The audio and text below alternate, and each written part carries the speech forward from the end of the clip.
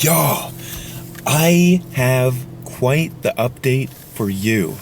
If you have been following my series documenting my self-love journey, you may recall that a few days ago I posted a video where I was talking about how kind of the despair has been really overwhelming at this point of not only this process but of my life, the self-love journey. Don't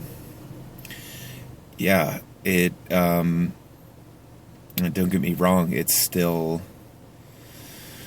every day is a roller coaster, but today I had a huge breakthrough. It involves the idea of being an empath, and I recognize myself as an empath, and I'm certain that a lot of you out there also recognize yourselves as empaths, and that can be really debilitating in a world where the loudest person in the room or the most dangerous person in the room can immediately, it can that kind of person will grab your attention. And something I just saw, again, props to Teal Swan. If y'all have been following, I am a mega fan. But she said something, there was a short on YouTube where she was talking about kind of empaths becoming more self-aware or something, or like kind of detailing what it's like for an empath, but highlighting something that I think a lot of empaths overlook. Certainly I do, and I did, but this really blew my fucking titties off. Just,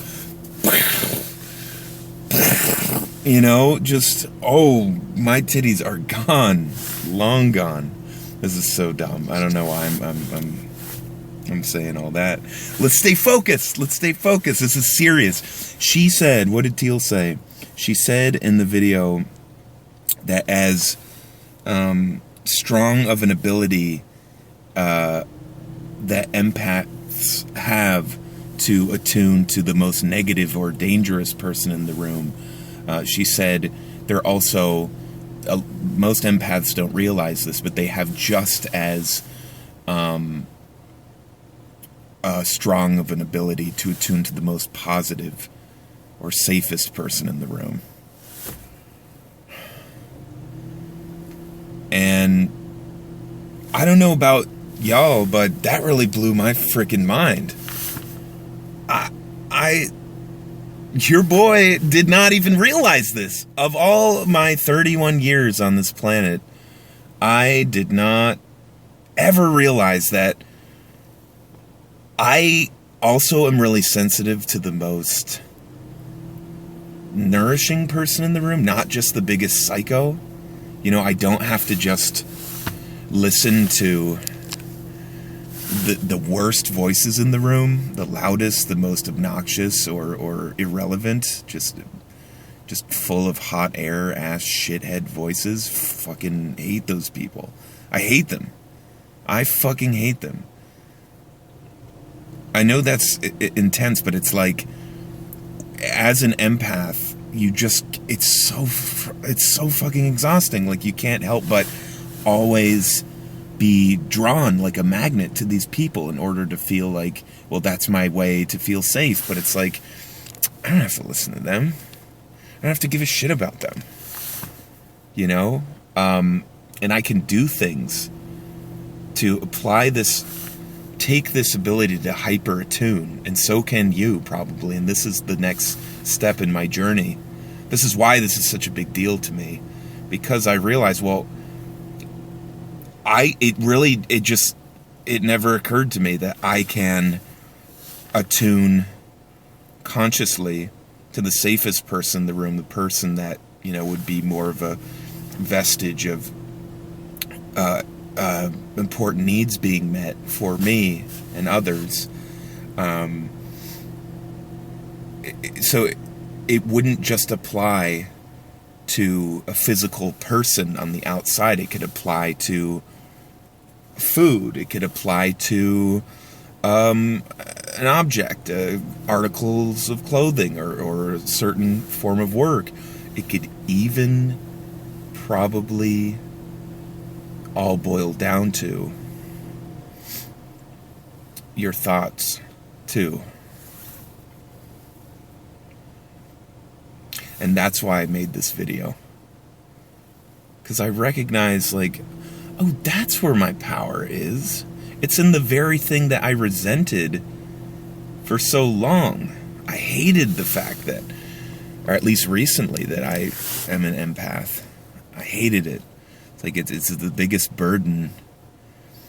But it's like, well, yeah, it's the biggest burden if you didn't realize that you can flip that around, that gift, frankly, and attune to the most special people in your life and really consciously dive into them and really focus on them and all the other wonderful things in your life, and use that to counterbalance all the negative bullshit out there. Because I have to tell you, this is why I'm so caught up in my own self-hate. This is why I'm so caught up in, like, all this negative stuff around me. I'm so caught up in my own symptoms. I'm so caught up in the fact that I can't sleep at night, and it keeps compiling and compiling and compiling, or compounding on top of itself. Just, it's like a huge, just negative snowball. I'm really good at letting things get negative and letting things fall apart, because I feel like I have to, because I have no choice but to focus on the negative in order to keep myself safe, because that's what kept me safe in my childhood, and that's what kept a lot of us safe in our childhood, especially if we're really hyper-attuned to shit like that. The most dangerous thing, the most negative and dangerous person in the room. This is a huge deal, possibly. I mean, it's a huge deal either way, because it's like, it's really just the difference between hyper-attuning to the most negative thing and the most positive thing, the most self-loving thing, or the most self-hating thing, you see. The difference would be just making a habit, like changing. It's just about solidifying a new habit and, like, setting up certain tools, predictable tools, or devices that can help bring your attention back to, hey, am I drifting too far into the negative? Like, am I allowing that self-hating voice to pull me back in that direction and help keep me isolated? Am I doing everything in my power from where I am to focus on what I actually really want and what I can get in this moment right now? Is it so out of reach? I can actually hyper attune to these questions, these positive, helpful, resourceful questions. I don't have to just go along with this negative bullshit ass narrative, you know, that a lot of us in the self-love gangsta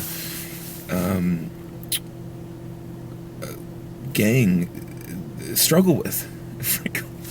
Took me a little second there to remember the sort of lingo I'm trying to develop for this channel. I don't know if it's going to work in the long run, but I'm having fun with it. But this is extraordinarily relieving to me, because you always have access to some form, like way more access to the things that bring you joy and relief, even if you're dealing with stuff that's really heavy, like your self-hating parts, like the victimhood mindset, which is what I am squarely being faced with right now. I've been trying to run away from this shit my whole life, and I don't have to anymore. I can flip this whole process on its head and start talking to the self-hating parts of me in the most self-loving, self-respecting way. I have the power to give myself more evidence that that part is me, and I am that part. We're attached, and that part is also attached to the very vulnerable, self-loving part that I don't choose to give my conscious awareness to, and to help nourish that side of myself, and to help communicate effectively in a way that is actually kind of pleasant, or I can make it more of a pleasant process or workable process with that self-hating parts, to make it so they can work together. And so there doesn't need to be this tug of war anymore. There doesn't need to be a zero-sum game anymore.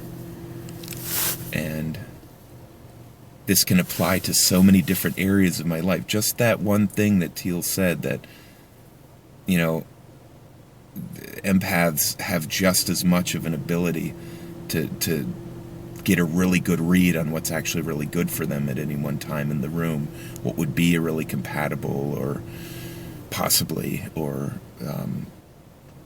kind person to pull into their space in any given social situation.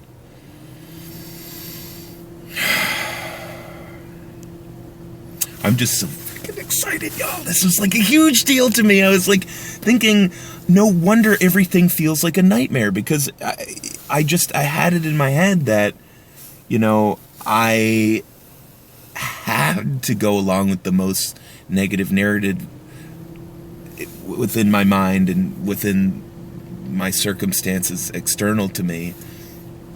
But it's all bullshit. It's all fucking bullshit. Who knew? I certainly did not. I did not know. Yeah. So you don't actually have to stay a victim to the self-hating parts, or any haters on the outside, any player haters. You know what I mean? You know what I mean, dogs and cats out there in the self-love gangster crew, as it were. You do not have to go along with the bullshit. You actually have a choice to hyper-attune to the really good things in your life. I'm going to put that into practice. You don't have to make feeling into the most painful aspects of life a torturous process. You can make it a really lovely process, strangely. I'm going to try to do that and embody the consciousness of my chronic ailment and take a way different approach to engaging with it, and engaging with it in a way to where we can I have the power to make it a nicer time. I don't have to just fight it tooth and nail anymore. I can treat it as if it's a crying child or something, something I want to nurture, something I want to protect, something I want to deeply, deeply care about, and I don't have to treat it like a burden, like something that I just want to go away. I don't have to take the most negative approach, right? And it will take some practice, but conceivably this could change overnight, or really quickly, within the next month or two, of just nailing down this practice of making a habit of hyper tuning to really positive shit. Because that's really what my process has been missing. That's why it's been so gruelingly hard. Just immensely challenging. Because I haven't recognized my power. As an empath, not only myself, but we, as other fellow empaths, who I hope you're out there watching, if not now, hopefully someday, because there's a lot of gold in here. If there's anything I've learned so far over this self-love journey, I have a lot of gold to share with the world, and so too do you. Everybody has medicine they need to share. And something I would have thought was corny months ago or years ago is super legit now. Super duper legit. So go be that empath that you are. Go rock and roll it. I haven't slept very well the last few days, so I don't know what I'm saying. But I do know that at this point, you have so much more power as an empath than maybe you thought prior to seeing this. Use it. It's your gift. It's your medicine. And don't let it go to waste. I certainly I'm going to do my due diligence to make sure mine doesn't go to waste either. So, remember, you can focus on the most positive person in the room too, the most loving person. Self-love gangsta fam. Okay? You don't have to just give in to the haters, as they say. You can actually choose to recognize your free will and make it work for you, and make it a far more workable process than it once was. Okay, until next time, self-love gangsta, I love y'all. Oh, yes. Okay, I need to get some sleep.